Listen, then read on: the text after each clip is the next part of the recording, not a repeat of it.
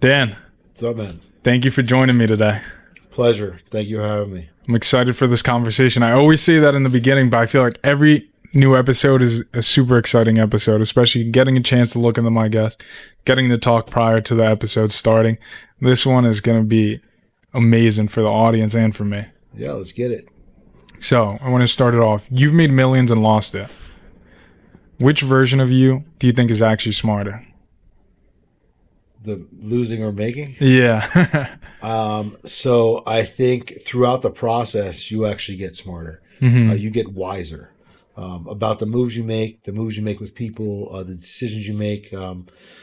So every single situation, whether it's a win or a loss, teaches you something about yourself. And I think a lot of times people look at failure as a breaking point of their life, when it's actually a growing point of your life. It shows you the difficult times. It shows you how you can grow through them. It shows you how it has changed you as a person, and it shows you what not to do again.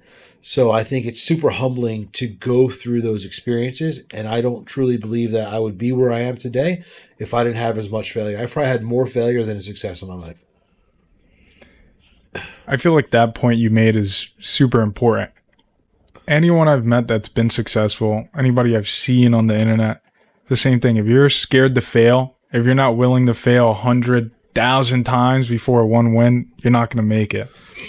Yeah, I mean, people look at people who are successful and they don't realize the failure rate. So like Steph Curry, I think he has like a 0.8% success rate, like out of the amount of shots that he's taken compared to the amount that he's made. Yeah. But people, oh man, he's such a good player, but they don't realize how much practice and all this different stuff that he has to do. And, you know, when people are successful, the reps that we have to take are over and over again. And it's all about, you know, being able to be resilient and resistance. So resistance is what actually grows you.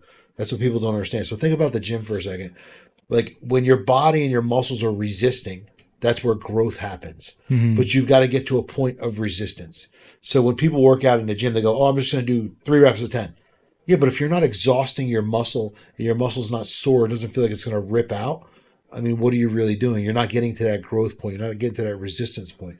So entrepreneurship's the same way. You've got to get to that resistance point where you're ready to break, or you're breaking, or you're failing, or you're pulling something that just isn't in the direction that you thought you'd go, so that you can remap and get to that growth point. We talked about it a little bit earlier, but I've noticed this in my own personal life. I wanted to become an entrepreneur to have free time, to have money to do whatever. But what I was actually doing was working 10 times longer and harder than I would in a 9 to 5 and have less free time. And I started to think 10, 20 years down the line, is this still going to be my life? Where I'm working 160 hours a week, whatever the number is, and I'm a slave to my entrepreneurship. I'm a slave to my business. Have you ever experienced that? Yeah, so early on, from the age of 17 to 24, I had my first business. When I was 22, a mentor of mine said, I said, like, I just feel like I've hit the ceiling. And he says, because you're a control freak. And he says, if you try to control everything, all it's going to do is control you. So you have to let go of control. And I think oftentimes we think we're better than we are, number one. Number two, we live in this hustle culture. That's complete bullshit. If you look at top-end entrepreneurs, you know, people who've done something significant, people who are making tons of money and living an extravagant lifestyle, we don't hustle. We work on purpose, and we know that when we come and show up, it's about the value that we bring to the hour, not the amount of hours that we come. So many people that I know, I work so much. Well, that's your problem, because you feel like you've got to stretch your day versus attacking your day. I'm a schedule blocker. I can get probably 3 times the amount of stuff done in one day if I were to work 8, 9 hours a day than the average person, because I'm going to execute, and I'm not going to time block and say, all right, well, this is my day. If I get it done, I get it done. So a lot of people think on a form like they're showing up. Just because you're showing up and just because you're putting the hours in doesn't really mean you're bringing value to that hour. So you talked about entrepreneurship, and most people think entrepreneurship is this glorious lifestyle. It is a glorious lifestyle, but you've got to get there. And just because you start a business, and just because you have a side hustle, and just because you do more than one thing, you're not even allowed to call yourself an entrepreneur until you've created a space where like you've got time freedom. Most business owners never get it because they're stuck in their business. They're the bottlenecks of their business. They're doing everything, showing up every day, making every decision, taking every phone call, and they're a slave to what they tried to get out of their slave yard for. They just became a slave of their own nature. So most people want to be an entrepreneur. So they call themselves an entrepreneur, but very few ever achieve it. You said you started at 17. Back then, what were you chasing? Money, freedom, what was it? Oh, money, dude. So I grew up from humble beginnings. My parents didn't have a lot of money, and I had daddy issues with my dad, and I always just tried to like be validated by him that I was doing good, that I was doing good, that I was doing good. He never gave it to me. So I just stopped listening to him. And when I was around like 15 years old, I got the book Rich Dad, Poor Dad put in my hands. I was actually going to a garage sale, like driving my bicycle, and I just saw the book. And I realized that I had a poor daddy, had a poor mentality. And around that time growing up, MTV Cribs was popular. I don't know, you're probably too young for that. No, I watched that. I loved it. So MTV Cribs was popular. And, as a kid, when you see all this stuff, you see all this success that they call, all the fame, all the cars, all the houses, you identify that as wealth. Like you think that that's the identity of success. So that made me want to chase. So I found my rich dad actually a year after reading that book when I was 16. And his name was Dave, and I used to pick his brain, talk to him, and I would listen to him. And he told me that, he believed in me, and no one's ever done that. That's the validation I was looking for from my dad. So I told him I was going to start my own business at 17, drop out of school. I always wanted to be a football player, but I was short, slow, and I didn't have the academics, so it wasn't going to happen. So I came to the realization that I either finished school with literally freshman classes as a senior, which I didn't care about school, or I just go out there in the real world and make something happen. So I decided to make something happen. And when my mentor told me that he believed in me, that's all I heard. All right, well, someone believes in me. Now, I know I want money because money seems to be the key to success. So from 17 to 24, I chased money. By the time I was 23 years old, 23 years old, I lived in a 5,000 square foot house at 22, 23. Wow. I had 2 Escalades. I had a Benz. I had a place in Cabo, Mexico. I was rich, bro. MTV Cribs was my life. My neighbors' kids were older than me, and they were still living at home. Everyone on my block, there was 13 houses in our development. I lived at the end of the cul-de-sac. Most people didn't come down the cul-de-sac. They thought I was a drug dealer. Oh. That was the word on the street. How does this guy, so young, have all this stuff? And that's exactly what I did, was I chased stuff. And then 24 years old, the economy crashed, and I went bankrupt, and I lost everything overnight. So that was a realization that I was chasing an idea of what I thought success was. And I actually had 2 sons already by 24. And because I had those kids, I think that what shifted to me was, this is true wealth. Like, my kids are still breathing, they're still alive, they're still here.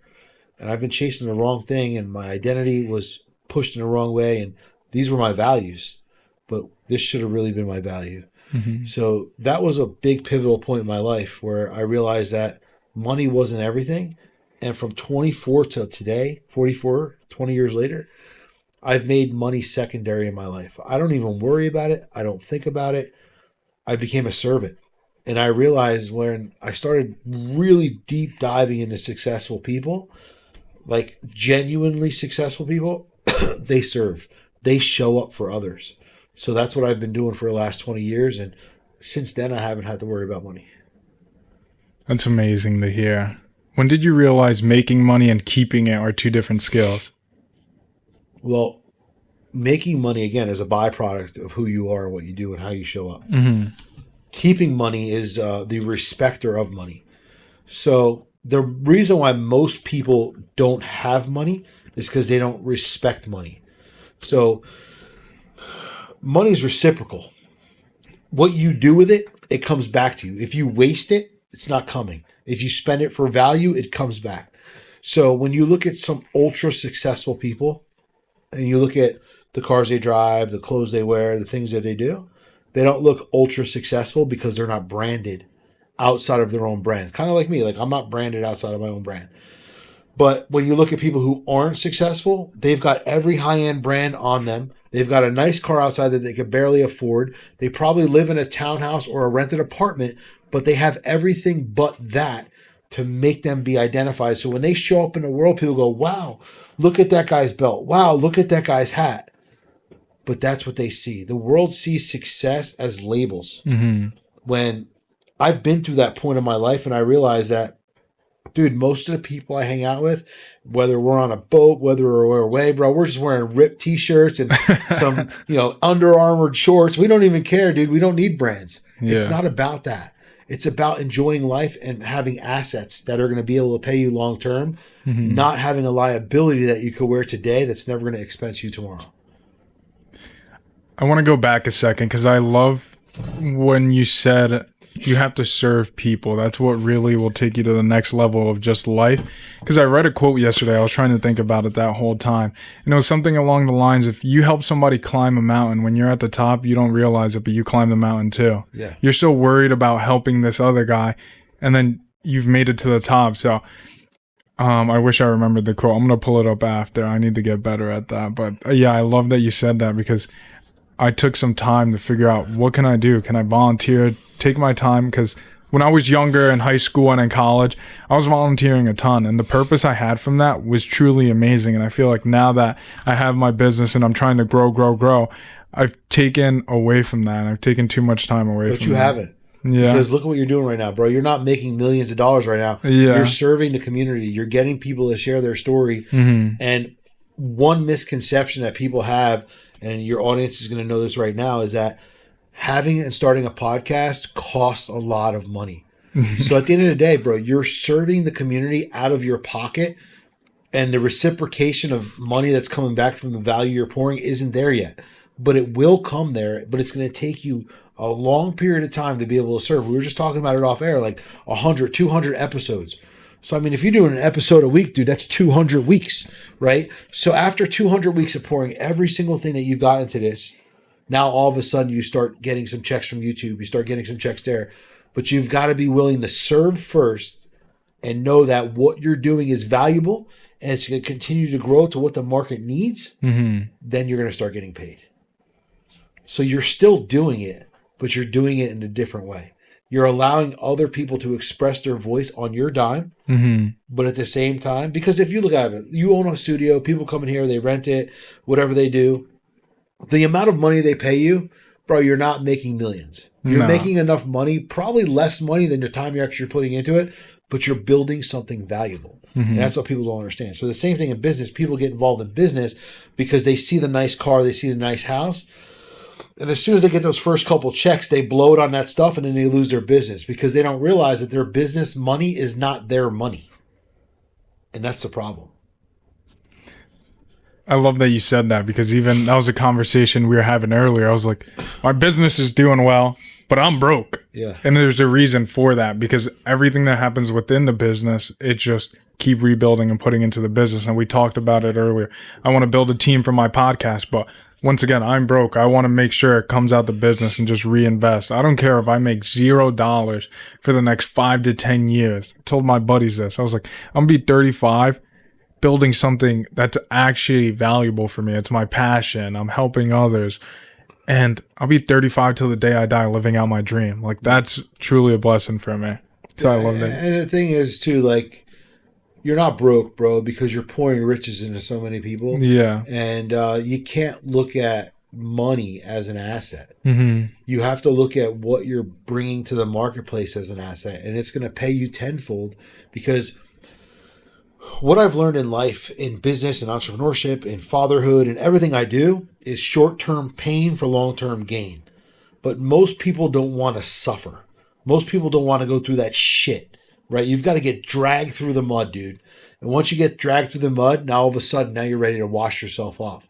But most people aren't willing to get dragged through the mud. But you're a true testament to say, hey, listen, I know that over the course of X amount of years, I'm going to be doing all of this, and this is a service. But that service is going to bring you so much value. The amount of guests that you're going to have on here, the quality of guests that are going to continue to go up and up and up and up, because people are going to trust you. People are going to want to talk to you. People want to interview with you versus you want them to be on your show. And that's just what happens. People are going to hear this. They're going to see it. They're going to want to connect with you because of who you are. Bro, I've been on podcasts where like, I'm like, I hope they don't even air this, or I don't even like collaborate with them, because these people are so egotistical and they think it's like about them sitting in the seat, but it's not. Like for me right now on your show, it's about me helping you perform. Right. And then if you come on my show, it's about you helping me perform so that we can get your message out there and my channel can grow because you've done something and I'm asking you the right questions. That's what people don't understand.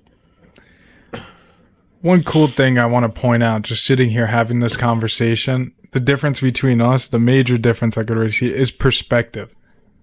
And I tell everybody, your perspective on life is game changer. If you don't have the proper perspective, it could determine whether you're going to be happy or not, you know? And like, I really love your perspective because even those few things we talked about is going to make me think hard after this. So it's perspective is one. It's the two P's, perspective and perception. So your perspective on what you're doing and the perception that you want to have based on what other people see. So once you put the two of them together, bro, value is built. It's like the gold pot. What do you think it's something that business coaches say that, you know, is complete BS? A lot of business coaches talk about the things you can have, right? So my clients, I don't focus on what they can have. I focus on what they're missing. Quality of life, time with their family, you know, time with their wife, you know, whatever it is, a vacation. I've got a guy who I was just coaching yesterday, one of my clients. I was with him yesterday. And just last year, his wife was ready to leave him. He was working inside his business so much that he was never home. Now here in 2026, the dude's a true CEO. He's got full operations, full systems, full staff, doing everything. He doesn't do anything anymore. He's home 80% more of the time than he is now. He's planning family vacations, things that he hasn't done in 10 years, and his life changed. So we focused on what was missing. Too many business owners, I can't wait to have the Lambo. I wish I had that. That's irrelevant. All that means is more work, more hours, no time to enjoy it. Life is way more valuable than stuff. What we don't realize, and I realized it because like I literally almost died almost 5 years ago. So the day we're born and the day we die, we've got no control over. The only thing we can control is that hash in the middle. Too many people live by someday, one day, I hope, and I wish. One thing you'll never hear me say, and my clients after I'm done with them, is one day, someday, I hope, and I wish. If you wish for something, it's never coming. If you hope for something, you don't believe that you can get it. One day isn't a day a week, neither is someday. If it's not important enough to you to do right now, it's probably not going to happen. We just got to figure out how to move the needle to make that important thing in your life start becoming activated so that you can stop being, engaged in non-productive activities. So my favorite thing when people tell me they have no time. I mean, we all have a lot of time. I work out every day for 2 hours a day. I read every day for an hour and a half. I sleep for 8 hours. I mean, if you do the math, bro, I probably work 4 or 5 hours a day. That's it. Whatever. And the rest of the time is whatever. But when I look at that, I value my time. I make what's important, and it's not grinding. It's not hustling. It's being proactive about the things I have in my life and knowing that the value is built in what I do and how I do it and showing my kids. So my kids are going to mimic me in everything I do. So you probably heard this growing up, like, kids do as you do, not as you say. So we model our parents. I didn't model my parents just because I actually had a mentor, and I knew at some point in my life like I wasn't going to get what I needed from my parents, and I was able to exit. Most people can't exit because they feel like their parents are their top like string of like, hey, I'm the puppet. They're pulling the strings. They're telling me what I can and cannot do.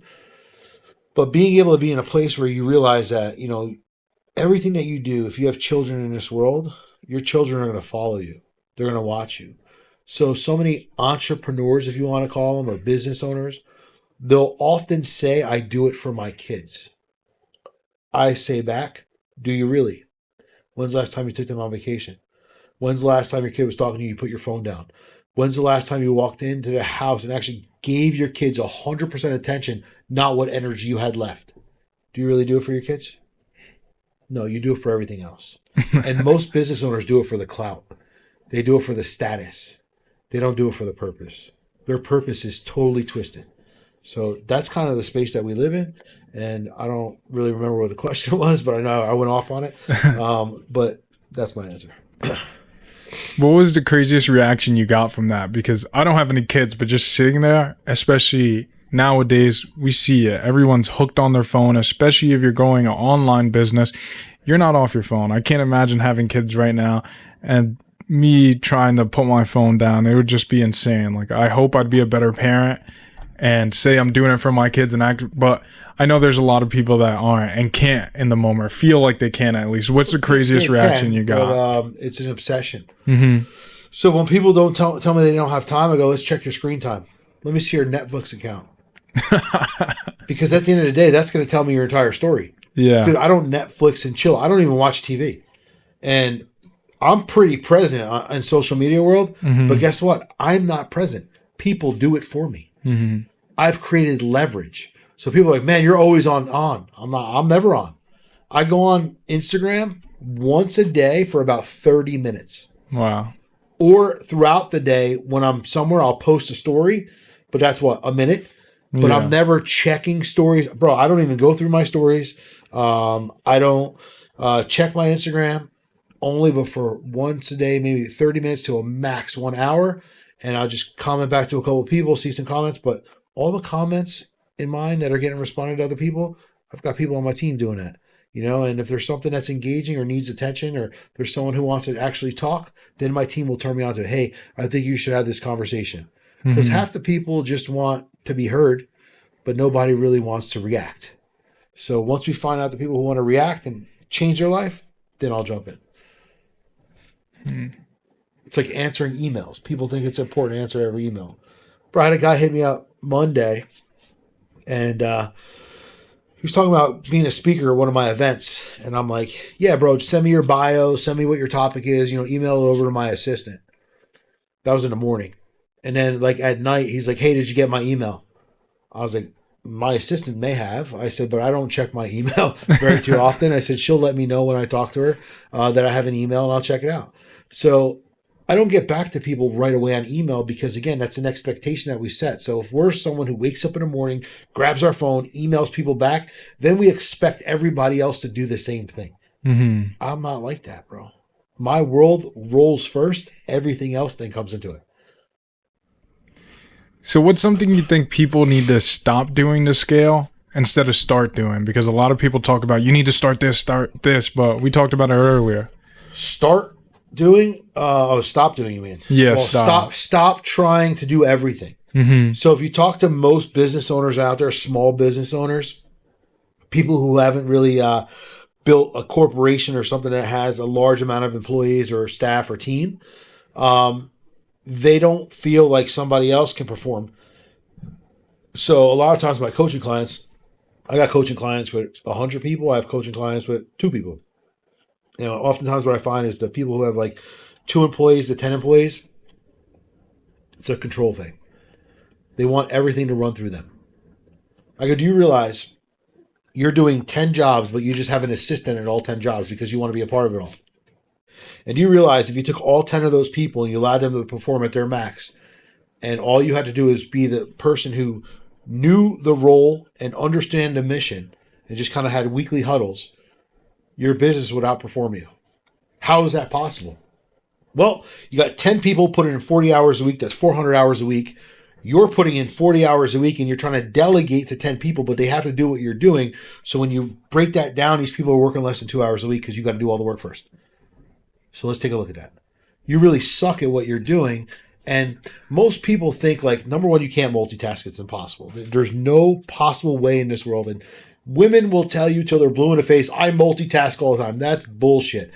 You cannot multitask on all. It doesn't work. You could wash dishes and maybe talk on the phone because your brain's not operating differently, but you can't listen to something, a podcast, and be on the phone. Listen to something and be texting someone. Your brain does not operate. So most people think that they can do so many things, but there's really only one or two things that we're really good at. So I call it singularity of focus. What's the one thing that you're really good at? Whatever that is, that's all you do. Everything else needs to be taken care of. Why are you as a business owner answering emails? Why are you as a business owner answering the phone? That's petty shit. Low paid wage jobs. VAs can do that across the seas, overseas, and literally pennies on the dollar. But you have to do it. Why? Oh, I got to answer the phone as soon as it rings. No, bro, it doesn't work like that. So most people have this control problem and they don't want to let go of it, and they think that nobody else can perform the way that they perform. How do you know when someone's ego is getting in the way of them making money? That's exactly it. Where they're the best and nobody's better than me. So I look at my team and the teams I've built over the last 10 years. I want to hire talent because talent will win every time. Talent beats anything and outperforms everything. You know, people go, I want skill. Well, skill sometimes wants to change the way you're doing things. I want talented people who are willing to adapt to a culture and do the right thing and learn as they go. And talent will outperform every single day of the week. So the problem is that most people, like I said before about, our parents, being puppets, they want to bring people in their organization and they want to place them, but then they want to micromanage them. So you're never going to be able to blow yourself up or get yourself out there if you're everything. My business. So it's got to be your team, right? When you look at a football player, you look at a football coach, a winning NFL football team. Does he ever say me? He says my team, the guys, the culture, whatever it is. And he knows he has one job. His job is to think of what we're going to do in this game and then allow the people who play the positions to execute at their highest levels. He doesn't ask the quarterback to become the safety. He doesn't ask the safety to be an outside linebacker because he knows, hey, this is their spot. This is what they're good at. This is what they execute. And what do they do before the game? They watch film. They know what they got to do. They study the next team. And he says, you take care of this. You take care of this. Coach never runs on the field to catch the ball. Coach knows the plan. Business owner should know the plan and allow the team to execute. I want you to walk us through what a day in your life actually looks like. How do you execute now versus before you scaled? Well, I've been kind of like the same for a long time. Mm-hmm. So I was bodybuilding when I was like 17 in my first business. So I used to go to the gym at 4:00 in the morning, work all day, and then go to the gym at night. So I was super disciplined. But then when I had kids, I would have to go to the gym in the morning. Like I would go to the gym still 4:00 in the morning, be home, do what I had to do, get to work 10 hours a day, and then come home and then just try to spend time with my kids. Mm-hmm. But now where I am in my life and probably over the last, let's say 15 years, I wake up around 5. I have a cup of coffee. I drink a cup of water and I read and I journal for the first hour of my day. After I'm done with that, there's been a series of events. Like for years, my kids had to go to school, so I would have to wake them up at 6 and put them off on a bus. And now it's 7:00, whatever it is. But now I have animals. If I'm in Jersey or if I'm in Florida, I'll do whatever. I'll just go watch the sunrise, whatever. So from that point in the morning, I take the next hour of my day and I just kind of enjoy the outside, enjoy the nature, enjoy the life that I've created. Mm-hmm. And then after that, I work out for about 2 hours. So prior to coming up here today, did all of that stuff. Woke up, read, journaled, went outside, fed the animals. I got some cows, some Highland cows, some pretty cool cows. Then I came in, I worked out for 2 hours, took a shower, jumped in the car, and came up here. So my life is the same every single day. Like you asked me to choose a time. I knew the time I can come because of the performance that I needed to happen before I came up here. Mm-hmm. People are like, hey, I need you to do something at 9:00 in the morning. Not happening. I heard you talk about discipline a lot. Do you think the gym played any part of that? Oh, yeah, 100%, dude. I was a fat kid, and I knew I wanted to change my life, and surrounded myself with some of the biggest guys in the gym, and I just watched what they were doing. I watched how they showed up every single day, no matter what. After work, early in the morning, whenever I went to the gym. And these guys literally, bro, they were driving sweat and they were driving results. And I realized that, it all fell back to how bad they really wanted it. So I think we're all disciplined in life, but some of us are disciplined in the wrong areas. We're disciplined in excuses. We're disciplined in blame. And we don't allow ourselves to live our best self. So being disciplined allows you to realize that discipline and desire play a major key to success. Desire is a starting point of all achievement. If you desire something, you're going to get it. But you have to be disciplined enough to fight for it. So that's the biggest key takeaway. And I take it back to childhood.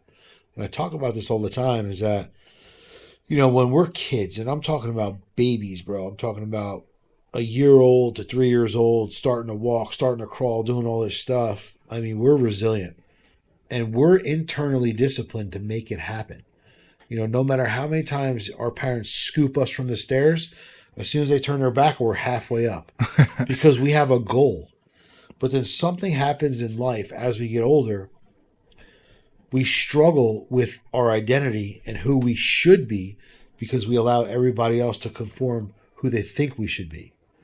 So somewhere in life, most people fall off between the age of 12 and 18 because they start looking at the world for the answer versus internally for the answer.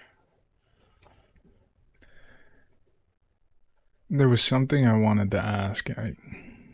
See, you should have wrote it down. Yeah, I got my laptop here. I should have typed it down because it was based on it was actually really important.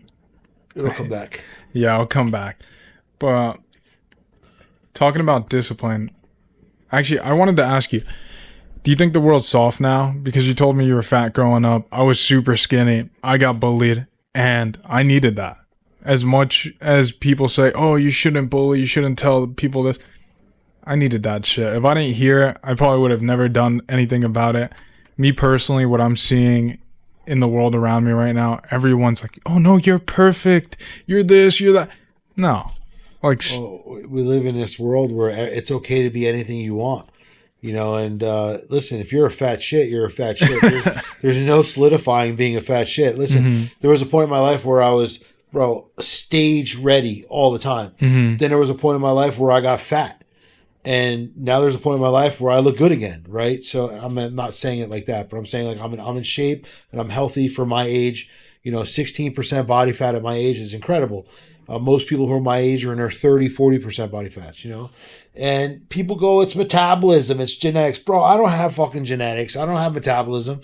It's decisions. What we do today, we reap tomorrow. Like they say, what you eat in private, you wear in public. So at the end of the day, we have to make a conscious decision that we're sick and tired of being in this place. But the problem is you see TV and a fat person wearing a bikini with their stomach hanging out. Oh, embrace that shit. Look at their confidence. Bro, you look like a whale. That's not cool. You should be able to say, okay, you know what? This doesn't look good on me. I need to do something about it because what I'm telling other people is okay isn't really okay. Okay, so you're about to be a diabetic. At the end of the day, your blood sugar, your heart pressure, everything is off, but it's okay. The world wants to see us okay because they don't want people to get in shape. They don't want people to be okay. Now, the medical industries of the world, the doctors of the world, they're not going to be able to make money.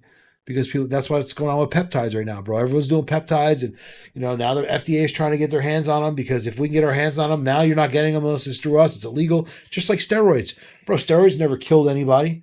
They're good for you. I mean, it's testosterone. It's all natural, but unfortunately, I got to go to my doctor to get testosterone because if I don't, then it's illegal. So it's crazy how everything has to be regulated and controlled, but that's the world we live in, dude. It's about controlling, and there's too many people on this earth. They want to kill you off. That's just the way it is.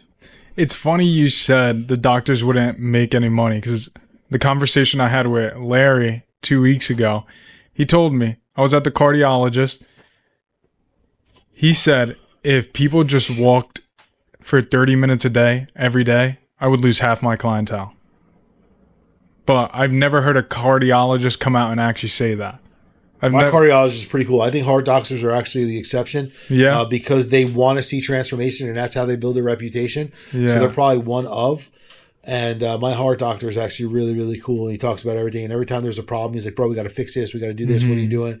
I've got this Whoop band, which actually goes to my cardiologist, so I can send him all my reports.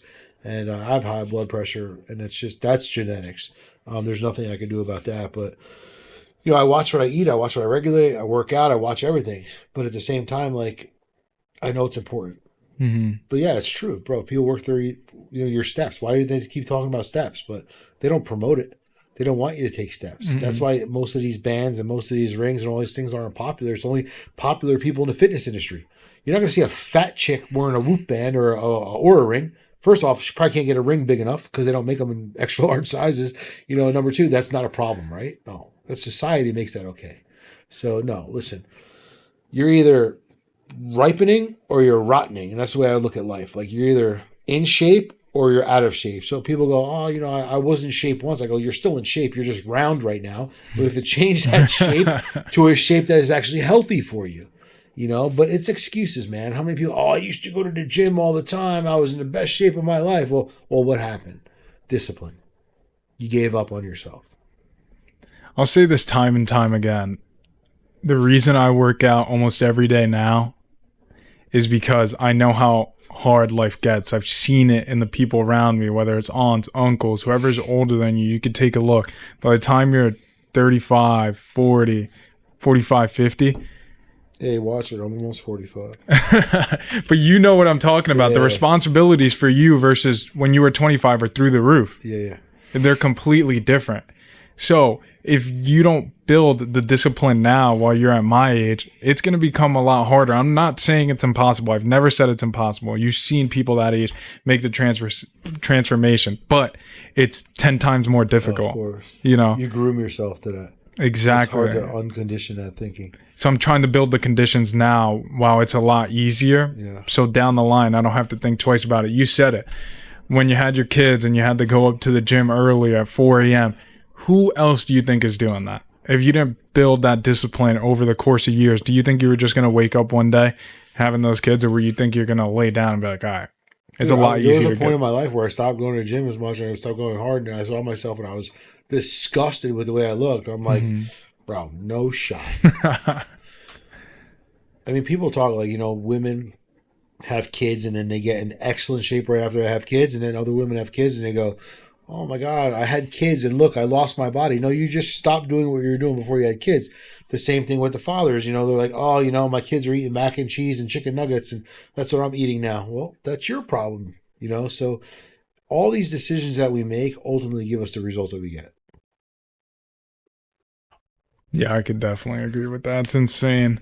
And going back a little bit, it's crazy how that's being pushed out onto society, because you're seeing even young kids, 18, 19, kill themselves because they're being overweight or way too skinny or whatever it is. But I genuinely hate that. I push it to all my friends, like, take the steps, get in the gym. Even to my parents, I tell them all the time, I'm like, it doesn't take 2 hours in the gym. If you want to take 2 hours, great. Even better for you. But if you want to start off with 15 minutes. Take it slow and slowly start building the habit of, I need to go to the gym today. Because now if I don't go to the gym, I feel like my whole day is thrown off. I feel disgusting. I don't feel like me. Yeah. So I love waking up, getting active, doing something hard in the morning.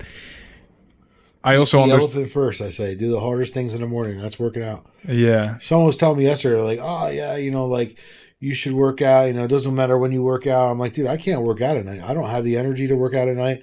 My body doesn't want to function that way at night. And it's not that I'm just not in that zone. When you wake up in the morning, you're ready. As long as you're not getting on your phone right away, giving the world your attention, bro, you're ready to hit it in the gym. But after a long day and now you're at the gym and all you're thinking about is all the bullshit going on. You're still on your phone. People are active. I haven't been in a gym, bro, in years. I got my own gym. But even when you're in a gym, everyone's on their phone. Yeah. And it's so distracting. Bro, when I was working out and bodybuilding back in the day, we didn't have phones. We had beepers.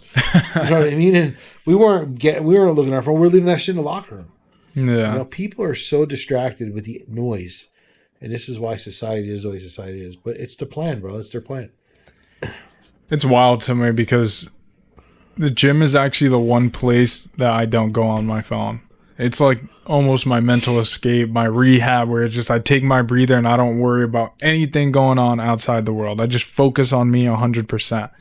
And I was at the gym yesterday with two of my friends, and one of them's like this, head under the whole time. I genuinely don't think he remembered what we did yesterday. And we were there for an hour and a half. It's like when you go out to dinner with people. Mm-hmm. Can you put your phone down? I mean, might as well just have dinner over Zoom. You know what I mean? Like, fuck are we doing? What's something you ignore that everyone else stresses about? The unknown. Mm-hmm. 99% of things that we worry about never happen. Too many people stress about the outcome. We don't know the outcome. And people have conversations in a shower. People have conversations in a car. People talk to themselves about what if or when if, and here's how I'll deal with it. Just deal with it when it comes. At the end of the day, we waste so much time preparing for what doesn't happen and worrying about what doesn't happen. Think about it. Think about all the things that you've worried about in your lifetime that you thought were going to be a bad thing or whatever, the outcome was going to be bad. And 90% of them never even came to fruition. It's just the way it is. It's just the way it is. It's almost, it reminds me of the fear aspect. Like, why do people not start social media? Why do people not start the business or chase it? They're scared. They're scared of something, whether it's people judging you, whether it's yourself. And they're scared of change. Yeah. Because they're comfortable. And comfort is a life killer, dude. People literally, they die from the age of like 18 to 25, but they're still living until they're 60, 70, 80 years old. Mm-hmm. Because they just given up on themselves and they just go through a routine. I was talking about someone the other day, one of my friends, he's about to sell his company for like $55 million. Mm-hmm. And we were talking about the complacency of people. How people just wake up and do the same shit every single day for 20, 30 years. And they just complain about the life they didn't have because they weren't willing to go out there and get it. And then they look at people like me and him and other people, successful people out there, and they go, oh, that guy's lucky and this and that shit. You know what I mean? Like, bro, there's no such thing as luck. You know? You go play. I've never played a lottery in my life. That makes me grossed out when people play the lottery.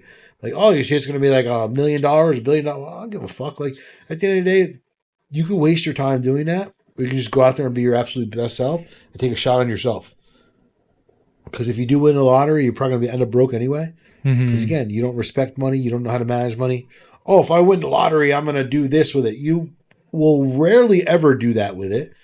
You'll change your life, but you'll also downgrade yourself because you're going to now start living in a place where you're going to kill yourself. You're not going to know what to do. You're going to be depressed because you thought that money was the reason that you were lagging behind in life.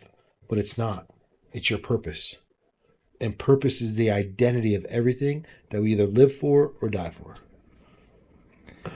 I had a conversation a while back because when I was in college, I used to sports bet with all my friends. And then after college, I had to take a deep dive into what I truly wanted in life. Because like you said, from 18 to 25, comfort kills. And I'm 23 at the time. I'm making the most money I've ever made in my life. It was close. I think it was like 105 a year at my job. And for a while there, I was pretty happy. But why? It was because I was comfortable, because finally stuff is easy. I'm good at the work I'm doing. There's same money coming in.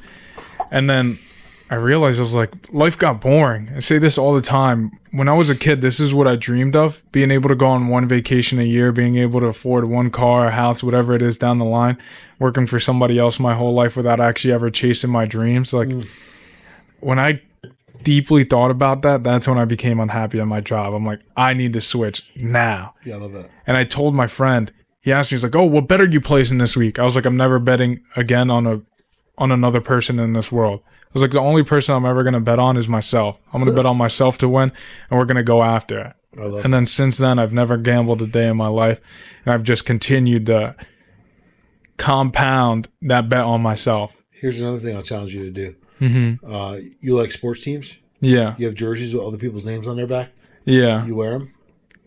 If I go to the games, yeah. Well, why don't you get a jersey? You know how they make the 0? Yeah. Why don't you put your name on the back? I got to try it. Because now you're wearing somebody else's name on your back that you're supporting more than you're supporting yourself. I've never wore another man's name on my back.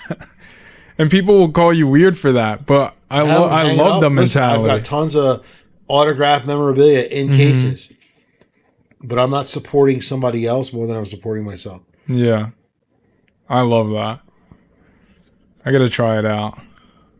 Because that's definitely been the biggest step I took towards pursuing my passions, where it was just like,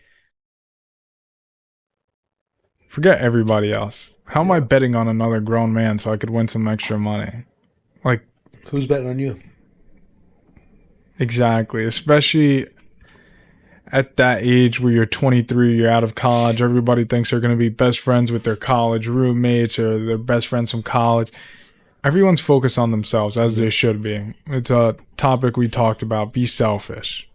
100% be selfish, dude. Put yourself first. Because again, if you're not showing up your best self in your best way, how do you expect to show up for others? You know, people pleasers, bro, are the worst people in this world because they do so much for everybody else and they live their entire life making other people happy and they waste their entire life never making themselves happy. That's sad, honestly. It's a lot of people. My question to you would be, looking at me, 26-year-old entrepreneur, I'm going to leave it in quotes for now as I still build, you know what I mean? 26-year-old business owner. Okay. 26-year-old business owner. On his entrepreneurial journey. That's what I would call it. I like that, on his entrepreneurial journey. What would be your advice to me moving forward? Let me just touch on that for a second. Why do I say on your entrepreneurial journey? Because you haven't arrived yet. Yeah. Right? So you're in high school. You haven't graduated high school yet. Just because you're in high school, you're not a graduate in the beginning. You're on your way. You're stepping into a world that's unknown. You're getting yourself familiar with the space, and you're going to start creating a life around that. Over the next 3, 4, 5, 6 years, you're going to arrive to a place where you're either making it or you're not. And once you've made it and once you've been able to succeed, and now, all right, hey, this business is running, it's doing what it's got to do. Now we're going to the next level and we're doing something. That second level takes you to entrepreneurship because now you have something that's compounding. Now you're taking the value because you've allowed that thing to sustain itself. Now you're stepping outside of that world and you're taking something else in. So now you can have dual incomes. That's entrepreneurship. So what do you think the difference is between people who are successful and the people that don't make it? What's successful? Money? What do you consider successful? That's the question. I know people have a whole lot of money. They look like shit. Their marriage is shit. Their kids don't have a relationship with them. Their kids are all drug addicts because they give them everything. Like, what's successful? What is really successful? They have a nice house and car? What is success? My definition of success would be have a healthy and happy family, be present with the people I love, whether it's my family, friends, and not have to worry about money. I've never been a person where I need to be a multimillionaire, have the flashiest cars or flashiest things. At least when I was younger, maybe, because I just didn't know any better. But as I've grown older, I could care less for any of that. I tell everybody this. I'm usually in the same black tees. I wear the same. Yeah, I wear the same. I could care less of other people's perception on me. I just want to continue staying healthy and continue to grow a great relationship with the people around me. So I would guess I define success as healthy body, healthy family and relationships, and just not even have to stress about money. Then to your definition of success, I believe that there's value there. But other people look at the Lambo, the house, the car, and they think, oh, that guy's so successful. Like, so all these guys that are out there interviewing, you know, hey, how'd you make your first million, your first billion? Like, look at some of these guys and look at what they look like. Look at some of these girls and what they look like. You know, some are in good shape because maybe money buys that. Others are in good shape because they're true entrepreneurs. But some just look like shit. Why do they look like shit? Because their focus is on the value of the dollar and what that means to them. I've met so many people who make, let's say, low six figures that are some of the most successful people that I know. I've met people who make 8 figures They're the most miserable people I know. But then there's a reverse effect. I know people who make 8 figures and are super successful. Money doesn't mean anything. It's just a byproduct. Mm-hmm. Their family is amazing. Their family's engaged in what they're doing. And they've been able to build a vehicle that pays them for life or whatever it is. And they don't have to worry about money, kind of like where you want to be. And their family is the most important thing. So I chased money early on in my life. Went through a process of building businesses, selling businesses, and really learning a lot about myself. And then once I got divorced back in 2018, I understood the true value of success. Giving my kids the time that they needed, because I now had to be with them 50%, no matter what. So I was able to now split my weeks and say, okay, for this amount of time, these amount of days, I'm going to work and I'm going to execute. But for these amount of days, I'm going to be present. And that was a turning point in my life. And then having a heart attack, 5 years after that, was another turning point to say, okay, I've built this all for me. And I'm showing my kids the real value of being present. But what about the legacy I'm trying to build? So now the legacy turns to the people I help, the conversations. Because 15, 20 years from now, people are going to see my kids, see my grandkids. And because of a decision that I made, helping them, I shifted everything in their business. I changed their entire family. Mom and dad didn't get divorced. Families went on vacation. Dad was or mom was present for the kids because they made a decision to hire me and I made a decision to help them. So every time in my life, every time I pivot, success just looks a little bit different.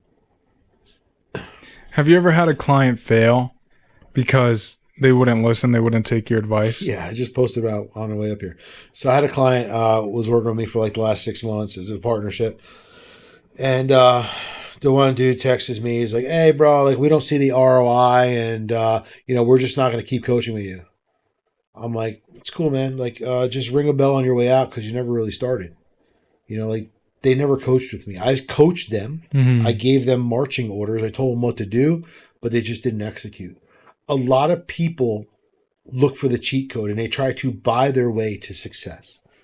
For me, I'm going to give you the last 26 years of what I've done, and I'm going to show you how to time lapse that and just go way, way quicker. But you still got to put the work in. But what I'm going to do is I'm going to help you avoid the mistakes that I made so that you can get there a lot quicker. But people think, oh, I'm going to hire a nutritionist. Oh, I'm going to buy a meal plan and I'm going to do this, but I'm still going to drink all the time. You can't be half into something. You're either all in or you're all out. So I tell people, listen, there's this old saying back in the day, like you got to be on one side of the fence or the other. To me, I say, listen, you got to choose your side. Where you are right now or where you want to be. Because if you sit in the middle of the fence, you're going to get shot. Eventually, someone's going to shoot you. And whichever way you fall, you fall. But at the end of the day, you're dead. You have to decide, are you going to leave my old life here? Am I going to leave the old way I do business here and I'm going to go over here? Yes. All right, well, I'm fully committed. Unless you fully commit to something, it's never going to happen. But people think that they're just going to buy their way into something, and oftentimes it just creates more failure. I'm not doing the work for you. I'm going to give you the roadmap. I'm going to be right by your side. I'm going to help you. But at the end of the day, I can't perform for you. And it's probably about 5% of coaching clients that do that. Mm-hmm. But I either fire them real quick or I let them quit. Because at the end of the day, you can't quit something you didn't start. I've got plenty of testimonials from my clients and plenty of people who have proven that my coaching works. But then I have a few select people. It's just some people don't like a restaurant. Well, did you try the restaurant? You don't like the restaurant? Why? Oh, my friend said it was no good. Well, did you try it? No. Well, how are you basing your decision based off of what your friend said? And then now they go to that restaurant. They go, wow, it was actually amazing. I'm not sure what you don't like. That's the problem. Perception, right? The way people perceive things and the actual reality of it. So our subconscious doesn't know the difference between reality and what we're thinking. But if we think that we're going to do something and it's ultimately going to work for us, but we're not going to do the work, that starts becoming our reality. But if we realize that, hey, this is the change that we need to make and we're going to start participating, and our subconscious knows that we're just not there yet, but we see ourselves there. Now the reality of our life puts ourselves in work mode to get there. Mm. But most people don't want to go there. But the ones that do, they change their entire life. So if I'm looking for a coach, What's an easy way to tell if a coach is all talk? Listen to him. I mean, for me, I've owned a shovel, lost a shovel, sold the shovel, got another shovel, used the shovel, sold the shovel. Like at the end of the day, like I can teach you about the shovel. A lot of guys, a guy was messaging me the other day. He goes, "Hey, bro, I want to start getting involved in coaching. Can you tell me where to start?" I'm like, I don't really understand your question. If you know that you have value that you could bring to the marketplace, why do I have to help you start? Like for me, I was always doing well in business, so people naturally gravitated to me and asked me questions. Why I got involved in coaching was because I realized that I would sit there for hours and give people free information, and they wouldn't take it. They would do the complete opposite. So I just would say these people are assholes. Like they would ask me a question, and then would completely go in the other direction. I would get frustrated. So I started saying, you know what? If I start charging for my time, you want to go sit with Oprah? $10,000 an hour. You want to go sit with Bill Gates? Whoever these people are. Whoever you want to sit with, people of value, you're not doing it for free. But I started realizing broke people will take the A bus to the B bus to the C bus to tell you what they think, but they have no idea because they've never done it. So the value behind what I have to offer is not free advice because I put the work in. So once I started charging people for my advice, I started seeing execution because people had skin in the game. So a lot of coaches or influencers, I hate when people call me an influencer. It really bothers me. They go, "Oh, you're an influencer." I go, "I'm an impactor," which is a big difference. Most of these influencers today that show their Lambos and their rented houses in Miami and all this stuff, they're all getting arrested one by one. They're all going under one by one. You know, all these OnlyFans people, like they're all going to be falling apart soon. Hopefully Elon buys OnlyFans and shuts it down. You know, because at the end of the day, bro, there's nothing good there. It's wrong purpose, wrong drive. So what I see is what people try to show. And I just posted something on my story the other day. I see some of these guys in the marketplace. Now they're starting to lead with God because we're in this God culture now. So these guys who are false prophets, they're literally selling programs to get all these people in their programs. Now they're talking about God, God, God, God, God, because they've already exhausted this list. Now let me go to the God list. And that shit only works for a little while because you get exposed. And I'm totally like a person who believes that you can't be blessed unless you're blessable. And you may make money in the short term. A lot of these coaches and influencers make more money in the short term. Like someone just posted something about Andrew Tate, like about how he's got all these subscribers paying him, you know, $50 a month or whatever, but he's just showing them a lifestyle that he's living. He's not really showing them how to live it. So people pop up real big because number one, they look good. They have a nice house, they run a private jet, and this is how they get people. For me, I'd rather have quality over quantity, making a huge difference because that's going to last long term. These short-term wins, bro, they don't last. And like you said, we see it. You slowly start to see now these influencers disappearing. Where's that Miami penthouse you owned? It was a condo. Where's that Lamborghini? Wes Watson just got locked up. That dude's done. Yeah. He's such a clown. I seen a few things about him. I honestly, like you, I don't spend that much time on social media because I just know him because people be like, "Hey, you know Wes Watson?" And I'm like, bro, come on. But that's the thing that we talked about it earlier. Grabs the kids. Yeah. Wild shit that doesn't really matter. You're selling them a lifestyle, not selling them the life. Like it's just insane to me. Why do you think? Because before you said, how do you define success? Kids define success. If I pulled up here in a Porsche GTS, whatever, kids that were walking from this high school would be drooling. Yeah. Oh my God. But I pull up in a Tahoe and they're just like, oh, whatever, it's another car. Yeah. Right. So at the end of the day, it's based on what you're doing and how you're showing up to the way the world sees you. But when you have the right people who need to change, it's not about what you show up designed in. It's about how you show up for them. If someone's stuck, what are they usually lying to themselves about? Is there anything you see time and time again with people? Yeah, personal accountability. So a lot of times the people are stuck. They want to blame a situation. They want to make excuses for why they're not somewhere instead of being personally accountable. So we are where we are because of who we are. And everything that happens in our life has a direct reflection of what we've done or how we've created it. We are who we are. And say that We again. are where we are because of who we are. We are where we are because of who we are. I like that. And I love that you said accountability because, once again, me being a young kid, still young, I had to look in the mirror and be accountable. There was a point in my time when I was 18, 19, and I'm blaming everybody else for where I'm at, why I'm not successful. Let's say it was even my parents, like, oh my... And it was such a joke. I mean, I was young, I didn't know any better, but as I grew up, I started to take accountability, and that's where I saw my life change, where I could look in the mirror and be like, we are here because of you, because of the guy in the mirror. Accountability is a key indicator for shifts in our life. Yeah, because once I started being more accountable, my life did a 180. There's no other way to put it. Just completely changed. And I try to tell my friends now, like, we need to be... So someone's fat. And they're in a McDonald's drive-thru. Is it McDonald's fault you're fat, or is it your fault? Someone on January 1st pays for a gym membership, shows up for 3 days, and they post the videos that they're motivated, and they don't go for the rest of the year, but still pay every month. Is it the gym's fault, or is it their fault? Someone has kids, and their kids are addicted to video games, or kids are addicted to whatever they're addicted to, and they're just not present in this world. Is it their kid's fault, or is it their fault? Someone's in a relationship and their relationship isn't working because they're expecting the other person to show up when they're not showing up. Is it their fault or their partner's fault?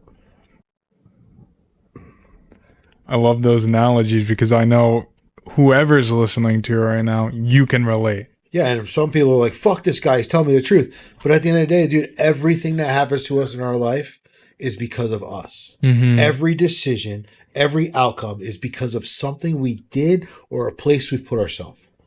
No other reason do things happen. I've talked about this prior, and you kind of experienced it earlier before we started rolling. You said, dude, this is what I could help you on grow your page. And I was like, hell yeah, tell me, right? You know what I mean? Yeah. But there's a lot of people out there that I know would be like, what is it? Don't tell me shit. I know what I'm doing. Everyone knows. And it's like, listen, I understand. I don't know shit. I'm always going to continue to learn and grow. So when somebody tells me, hey, this is what you're doing wrong, I always take that input. And then later I could decide, was it good? Was it bad? What can I learn from it? I'm always in a positive mindset. When somebody wants to help me and tell me it's shit, it's for a reason. You know what it is? We talked about it before. It's ego. Ego is the enemy. Okay? Ego will destroy everything in your world. I can learn something from a 2-year-old. I can learn something from a 100-year-old. Because there's just things that those two people are doing that maybe I haven't experienced or haven't seen. But if I go in with the attitude that I know it all and that's it and I'm done learning, my life is over at that point. And that's where I say most people die between 18 and 25 because they no longer want to listen. So this goes back into coaching. I talk to entrepreneurs and they go, why do I need a coach? I go, well, anyone who's successful has a coach. No, they don't. Okay. Well, every single person I know who's made hundreds of millions of dollars has some kind of coach. It's just impossible to do it out because you can't learn a direction by yourself. So people go, I'm self-made. No, you're not. At the end of the day, you're broken somewhere or someone helped you get there. There's no way. We all learn, whether it's from books, whether it's from actual coaching. I have a coach, bro. I pay my coach 100 G's a year. People are like, oh my God, that's crazy. But at the end of the day, dude, he's like making $200 million a year. I'm not making that right now. So what can he teach me? Everything I don't know. I'm not going to hire a guy who's making less money than me because dumb can't tell dumb how to be smart, right? So I always want to bring the value up. So that's why there's been people who want to hire me and I find out where their revenue ceiling is in their business. And if they're at 30 million, I go, hey, listen, you don't need me. You need this guy because I've only ever made 30 million in a calendar year. You know what I'm saying? Like I've only done that much revenue. So I can't tell you how to go to 90 million. I probably can. That was my last business, but I would much rather you step it up because you're now ready to go to the next level. I want the guy who's making, $500,000 to $1 million to 10 million so I could 3X them and get them to 30 million. That's easier for me because that was my groundwork. That's where I was good at. Was helping others always a passion of yours? No. When did that change for you? So in the beginning, 17 to 24, I chased my own success. It was all about me, all about me. And then later on in life, it was still about me building my businesses to be my best businesses. And I would always give people advice, but I would get frustrated when I gave them advice. But having that heart attack, I realized that if I were to die today, I really didn't do anything of significance. I didn't make an impact. I'm not leaving a legacy to my kids because everything I'm building is around me. Mm-hmm. If I could show other people how to build them and change other lives, just not my own, that was a common denominator that I was missing, was like, hey, use what you know, but teach other people, and your life will go from where it is to where it can be. And that was a shift. Yeah, it's beautiful, because let's say you're my coach, I build something amazing, and God forbid you were to pass away 30, 40 years down the line. I'm part of your legacy. Like, I'm always going to be speaking about you in the most positive of ways. So that's something that you're doing today that I change in the next 12 months that you would have maybe never changed is now going to change your family's history. And because of that, that's what it's all about. It's all about changing you from where you are to where you can be, and knowing that I played a part of it. And then you're going to teach someone something that I've taught you, and that's just going to continue to carry on. So I always I started to ask a similar question towards the end of my podcast. And I asked, if you had any critique on me as a podcast host, what would it be? If there's anything I could improve on, anything I did well, what would you say? I think you did. I think you're doing good. I think you're very receptive, and you take the answer in, and whatever you're thinking about saying next, you shift your thought process because you go, "Oh, I want to carry on with this." I think a lot of podcast hosts, they have a certain agenda. Where, you might have questions that you want to ask, but we probably didn't talk about them all, which is fine. And I told you before the show we're not going to. That's just the way it goes, because I know podcasting. I've been on over 100 podcasts. I've filmed myself over 150 podcasts. So, like, I know the world. And what I can tell you is that as you're asking me a question and I'm starting to answer, you're looking for the next question. Then I watch you say, okay, forget that. I want to know more about this. Yeah. So, and I can tell you that when you probably started doing the podcast, you'd ask a question. There would be so much value in that question. And then you would still ask the next question. And then when you were editing, you were probably like, fuck, man, I should have went on and asked more about that, right? Yeah. Because we've all done it. And when I first started my first podcast, I remember our first podcast when me and my co-host, we literally had like a whiteboard that was like behind the cameras, and we had 10 questions that we were going to ask. And we did it for the first couple of episodes, and everything was so repetitive. And we're like, this is so dumb. Like, let's just figure out how we're going to do this and just shoot the shit. And that was the best way that we transformed. And from the first podcast to now the 75th podcast, significant difference. And we continue to get better and better and better. And there's no agenda. So I think you're doing good. I think you're going to continue to become better. But again, I get better. We've never arrived. That's the one thing.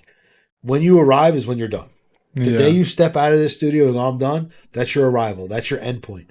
But as long as you're willing to just get better and better every single day, as I am, as most entrepreneurs are, that's the pivoting point of people who are successful compared to people who aren't successful. Thank you. This is going back a little bit to accountability and the conversation we just had, because when I had to take accountability in my own life, that was one of the things I had to be accountable for, was I stopped learning across the way. Like I said, I was comfortable in my job. I already knew what I was doing. I knew the work that needed to be executed on, and that was fine. Maybe I was learning a little bit here and there, but beyond that, I didn't care to learn, care to read.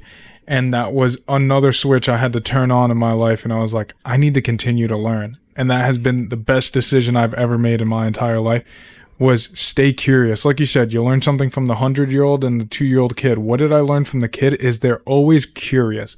People, as we get older, we like to kill that curiosity. Don't touch that. Don't do that. Stop being annoying, whatever it is. But the bright light you see in their eyes and the curiosity, and they're always asking you questions, even if they're silly questions. I'm like, I need to bring that back out of me. I need to be curious about the world, continue to learn, be excited about everything I'm learning and doing. And I just think that's such an important point people need to hear. 100%. Yeah. So I think a lot of people, they don't want to learn anymore. They just feel like, I know what I know. So think about this. When you hear some of the most incredible success stories about someone who became a CFO or, CMO or whatever of a company, oftentimes it was a person that was in a cafeteria or in a mailroom that started 30 years ago. And all they did was more than they were supposed to do. Worked their way up to the next level. Worked their way up to the next level. And oftentimes surpass people who have been there for a number of years. But the one difference between that person and the person who actually holds a position that this person's bypassing is curiosity and willing to show up for more than they're paid for. So as an entrepreneur, every single day, you should be willing to show up for more than you're paid for. Your value should be way bigger than the pay behind it. But everyone in life wants to just do the bare minimum. They want to show up when they want to show up. These kids want to wake up at 10:30 in the afternoon. They want to go to bed at 2 o'clock. They want to play video games. Kids say, I make money playing video games. Okay, well, how fucking long is that going to last? And at the end of the day, like, what is that for you? What kind of life is that? What are you teaching other people? Nothing. Go out there and show people how to be something, how to become something. Because all you are is a hermit. Your parents created that. Now you make a little bit of money doing it. But you're going to get a girlfriend. What, you going to have headphones on the other side of the computer or a virtual girlfriend? Or you're going to have an AI girlfriend? Like, that's the way this shit's going to go. Like, these kids are all going to have AI girlfriends because they can't have girlfriends because they're playing video games all day long. Like, I'm a professional gamer. I mean, okay. You know how many... Whatever. You know how many, like, Instagram Reels, carousel, TikToks I see of... It's so hard for a young man to get into a relationship right now, and they're blaming the women, and I see all this shit, and I'm like, it's you guys. You know whose fault it is? Their mom. Yeah. It's their mom's fault. Because their mom babies their ass. It doesn't make them go out there, and their parents buy them video games and allow them to be a hermit in their room.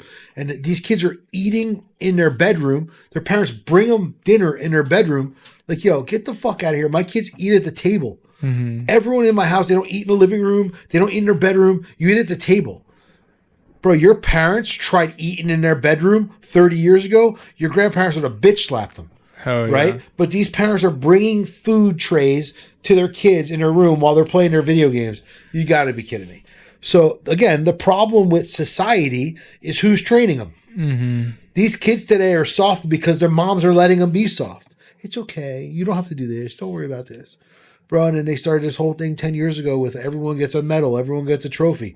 Dude, I was a coach for my kids growing up, and they used to hand us these like participation medals and like, hey, hand these to your kids at the end of the game, even though we get first place. I said, absolutely not. Take them out of here. They go, what do you mean? And some of the parents would send emails or texts like, hey, how come the kids didn't get a medal? I go, we didn't win.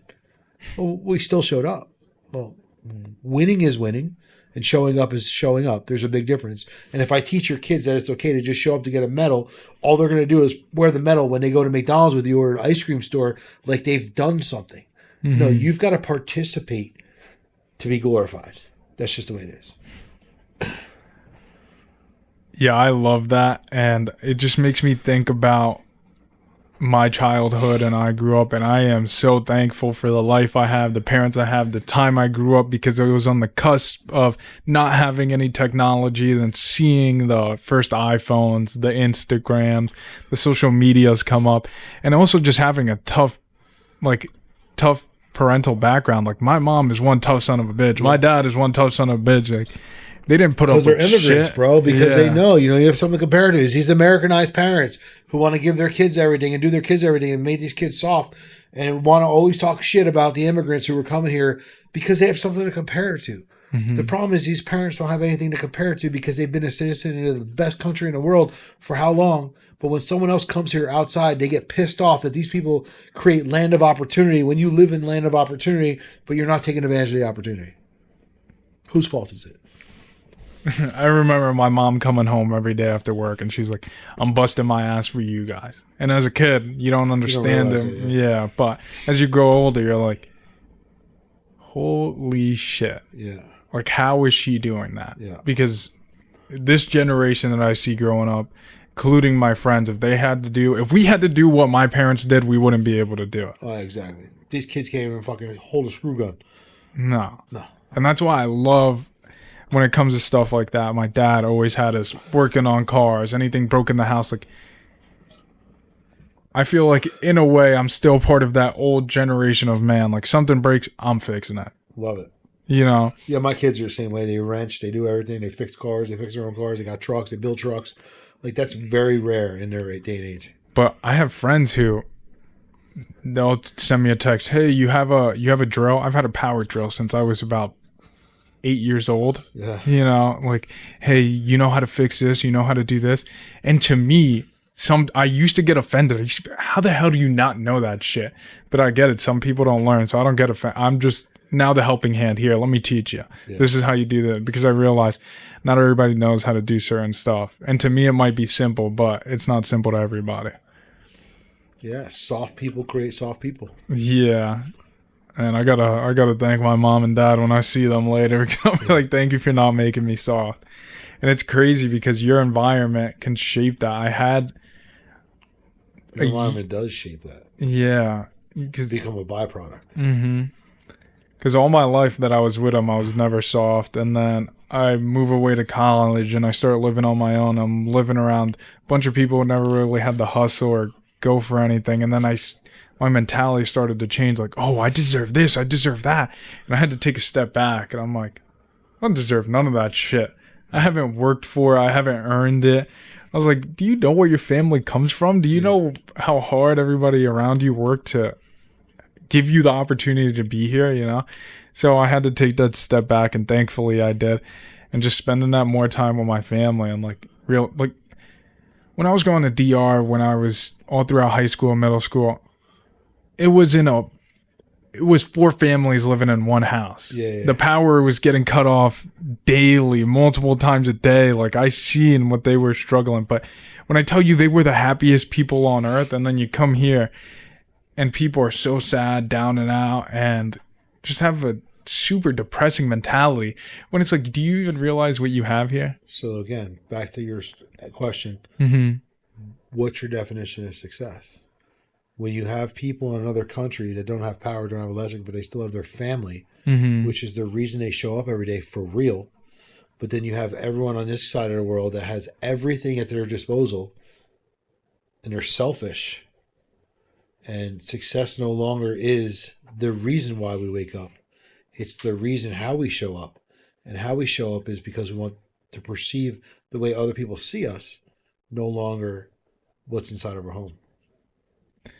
I wanted to end it there. I think that's a great point to end it on. I wanted to just thank you for coming out here. I appreciate your time so much. There's nothing I value more in the world than time. And when people are able to come here, sit down, and give me their time, it truly means the world to me. So thank you.